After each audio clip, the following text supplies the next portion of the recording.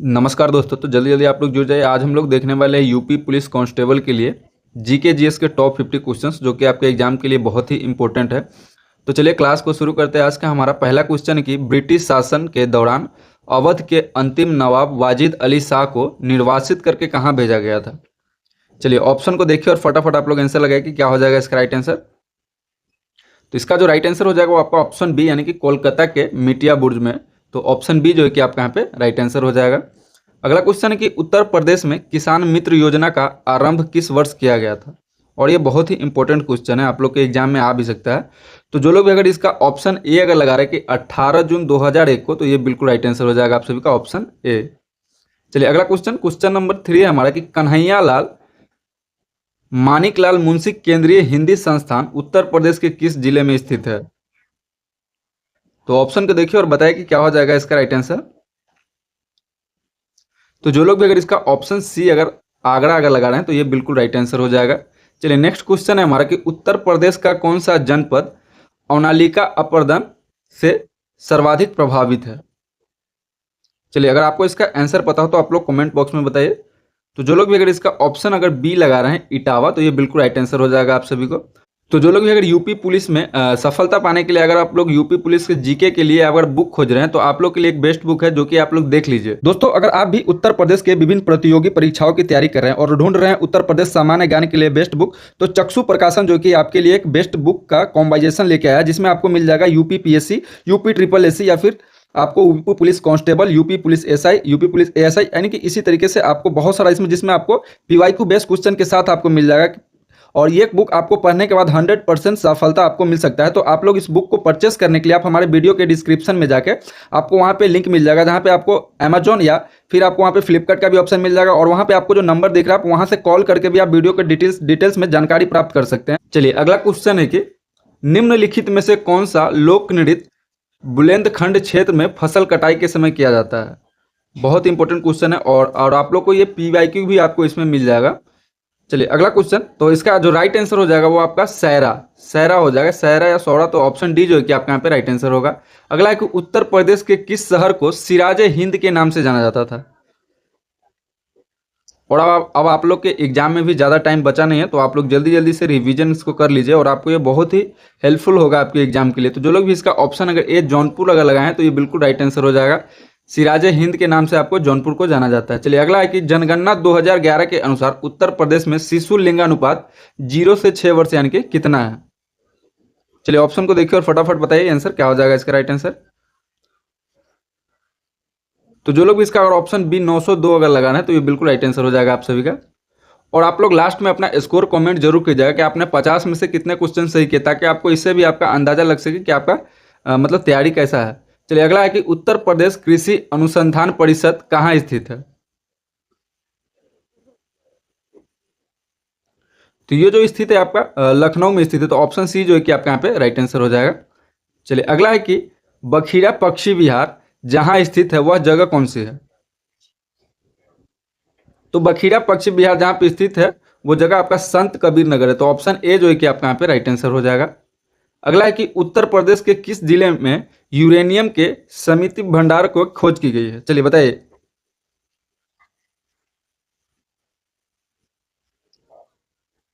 Uranium के मतलब जो जिला है वो भंडार वो ललितपुर में है। तो ऑप्शन सी जो है कि आपका यहाँ पे राइट आंसर हो जाएगा।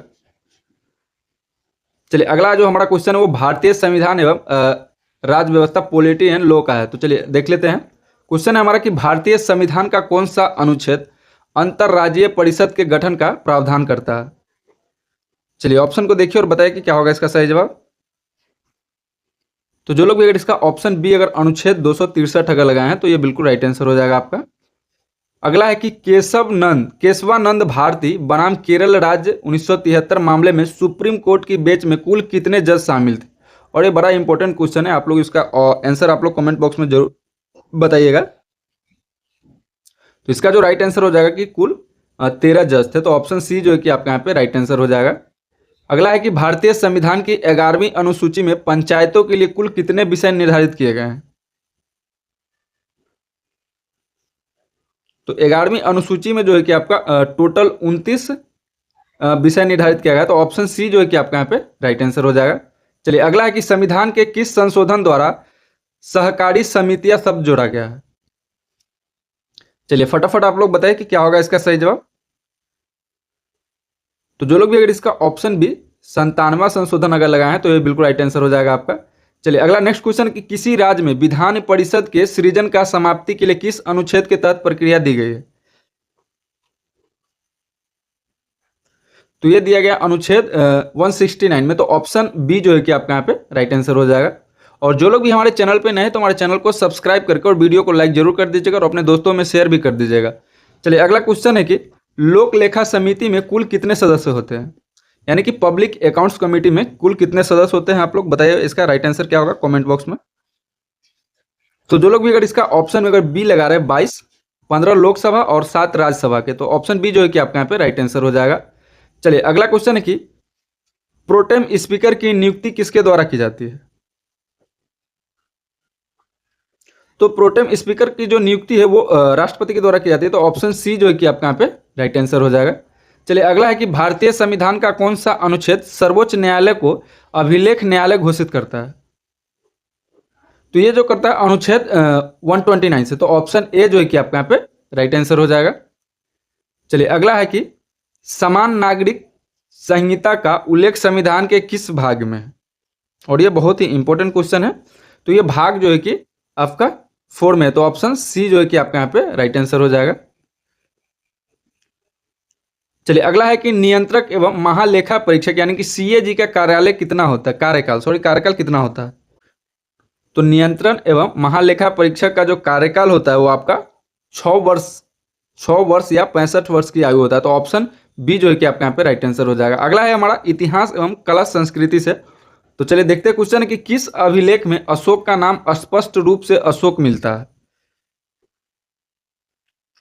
तो ये जो मिलता है मासिकी अभिलेख में। तो जो लोग भी अगर इसका ऑप्शन बी अगर लगाए हैं तो बिल्कुल राइट आंसर हो जाएगा आपका।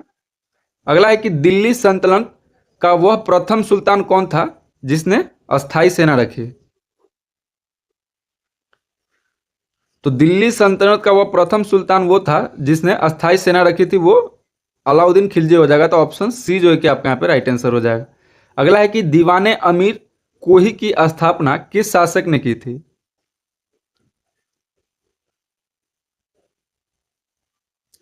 तो ये किया था मोहम्मद बिन तुगलक ने। तो ऑप्शन बी जो है कि आपके यहाँ पे राइट आंसर हो जाएगा। अगला है कि 5857 के एक विद्रोह के समय भारत का गवर्नर जनरल कौन था। और ये बहुत ही इंपॉर्टेंट क्वेश्चन है, आपको एग्जाम में पूछा ही जाएगा किसी न किसी शिफ्ट में। तो जो लोग भी इसका ऑप्शन अगर बी लगा रहे हैं कि लॉर्ड कैनिंग, तो ये बिल्कुल राइट आंसर हो जाएगा आपका। चलिए अगला है कि भारतीय राष्ट्रीय कांग्रेस के किस अधिवेशन में पहली बार वंदे मातरम गाया गया था। तो ये गया था 1896 कलकत्ता में। तो ऑप्शन बी जो है कि आपका यहाँ पे राइट आंसर हो जाएगा। अगला है कि गांधी इरविन समझौता किस तिथि को हुआ था। चलिए बताइए गांधी इरविन समझौता किस तिथि को हुआ था। तो ये हुआ था 5 मार्च 1931 को। तो ऑप्शन ए जो है कि यहाँ पे राइट आंसर हो जाएगा आपका। अगला है कि सत्य शोधक समाज की स्थापना 1873 में किसके द्वारा की गई थी। तो सत्य शोधक समाज की जो स्थापना है वो ज्योतिबा फुले द्वारा किया गया था। तो ऑप्शन बी जो है कि आपके यहाँ पे राइट आंसर हो जाएगा। अगला है कि प्रसिद्ध विरूपाक्ष मंदिर कहाँ स्थित है। तो ये हम्पी में है। तो ऑप्शन बी जो है कि आपके यहाँ पे राइट आंसर हो जाएगा। अगला है कि अल हिलाल नामक समाचार पत्र किसने शुरू किया था। चलिए ऑप्शन को देखिए और बताइए कि क्या होगा इसका सही जवाब। तो अल हिलाल नामक समाचार पत्र जो शुरू किया गया था वो मौलाना अब्दुल कलाम आजाद द्वारा किया गया था। तो ऑप्शन ए जो है कि आपके यहाँ पे राइट आंसर होगा। चलिए अगला है कि विजयनगर साम्राज्य में अमरम शब्द का क्या अर्थ था। तो विजयनगर साम्राज्य में अमरम शब्द का जो अर्थ था वो था सैन्य कमांडरों को दी जाने वाली भूमि। तो ऑप्शन ए जो है कि आपके यहाँ पे राइट आंसर हो जाएगा। अगला है हमारा भूगोल एवं पर्यावरण से क्वेश्चन। तो चलिए देख लेते हैं। अगला है कि निम्नलिखित में से कौन सी नदी भ्रंश घाटी से होकर बहती है। चलिए बहुत इंपॉर्टेंट क्वेश्चन है और आप लोग इसका आंसर जो है कि कमेंट बॉक्स में जरूर दीजिएगा। तो ये जो नर्मदा नदी हो जाएगा आपका। ऑप्शन सी जो है कि राइट आंसर हो जाएगा। जो लोग भी ऑप्शन सी लगाए तो बिल्कुल राइट आंसर है। चलिए अगला है कि बोमडीला दर्रा भारत के किस राज्य में स्थित है। तो बोमडीला दर्रा जो भारत के हिमाचल प्रदेश में स्थित है, तो ऑप्शन बी जो है कि आपका यहाँ पे राइट आंसर हो जाएगा। अगला है कि दक्षिण की गंगा यानी कि गंगा ऑफ द साउथ किस नदी को कहा जाता है? तो ये जो कहा जाता है वो गोदावरी को कहा जाता है, तो ऑप्शन ए जो है कि आपका यहाँ पे राइट आंसर हो जाएगा। गोदावरी जो है कि वो दक्षिण भारत की गंगा कावेरी और वृद्ध गंगा दक्षिण गंगा जो है कि गोदावरी गंगा को कहा था, और दक्षिण भारत की गंगा कावेरी को कहा जाता है और वृद्ध गंगा। चलिए अगला है कि वायुमंडल की किस परत में ओजोन गैस की सर्वाधिक सांद्रता पाई जाती है?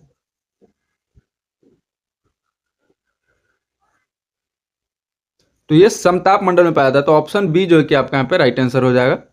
अगला है कि ग्रेट बैरियर रीफ किस महासागर में स्थित है? तो ग्रेट बैरियर रीफ जो है कि आपको प्रशांत महासागर में स्थित है, तो ऑप्शन सी जो है कि आपका यहाँ पे राइट आंसर हो जाएगा। चलिए अगला है कि भारत में सबसे अधिक क्षेत्रफल पर कौन सी मिट्टी पाई जाती है? और ये बहुत ही इंपॉर्टेंट क्वेश्चन है, आपके एग्जाम में पूछा ही जाएगा, आप लोग इसको याद कर लीजिएगा। तो ये भारत में सबसे अधिक क्षेत्रफल पर जो मिट्टी पाई जाती है वो जलोढ़ मिट्टी होता है, तो ऑप्शन सी जो है कि आपका यहाँ पे राइट आंसर हो जाएगा। अगला है कि नीली क्रांति का संबंध किसके उत्पादन से है? नीली क्रांति का संबंध जो है वो किसके उत्पादन से है? तो ये मत्स्य पालन से हो जाएगा, तो ऑप्शन सी जो है कि आपका यहाँ पे राइट आंसर हो जाएगा।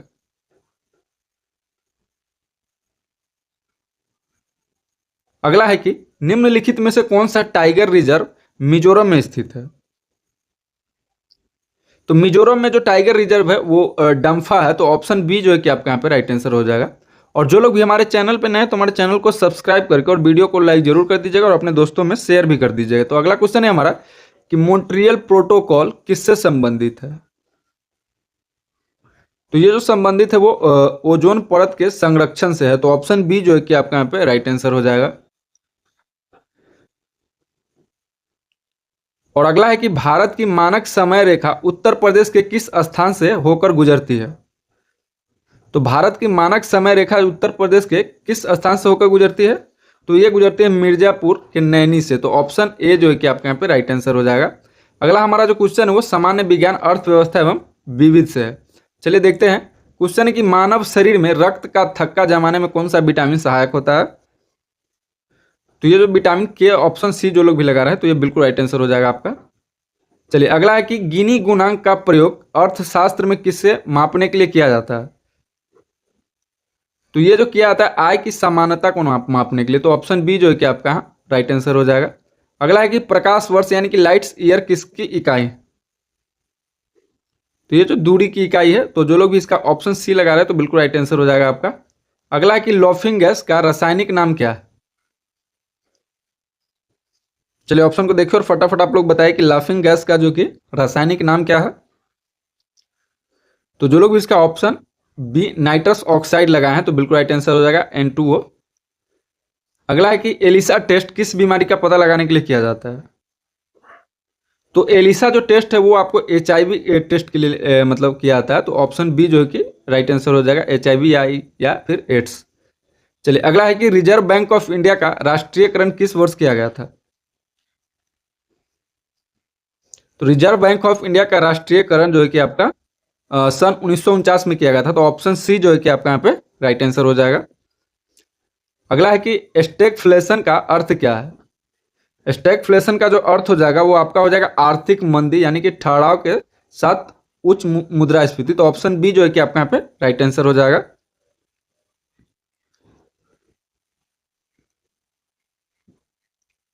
अगला है कि कंप्यूटर में आईसी चिप मुख्य रूप से किसकी बनी होती है? तो कंप्यूटर में जो आईसी चिप जो होता है वो आपका सिलिकॉन से बना होता है, तो ऑप्शन सी जो है कि आपके यहाँ पे राइट आंसर हो जाएगा। अगला है कि द एक्सीडेंटल प्राइम मिनिस्टर पुस्तक के लेखक कौन है? और ये बहुत ही इंपॉर्टेंट क्वेश्चन है, तो इसका जो राइट आंसर हो जाएगा वो आपका संजय बाड़ू यानी कि ऑप्शन बी जो है कि आपके यहाँ पे राइट आंसर हो जाएगा। और ये आज का हमारा लास्ट क्वेश्चन है कि वॉशिंग सोडा यानी कि धोने का सोडा का रासायनिक सूत्र क्या है? और इसका आंसर जो है कि आप लोग को कमेंट बॉक्स में देना है।